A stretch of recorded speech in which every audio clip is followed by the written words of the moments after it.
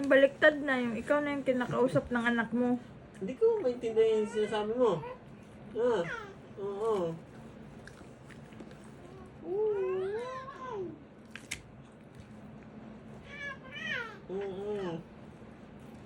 Close, open mo na. Ala. Kausapin kasi. Bakit?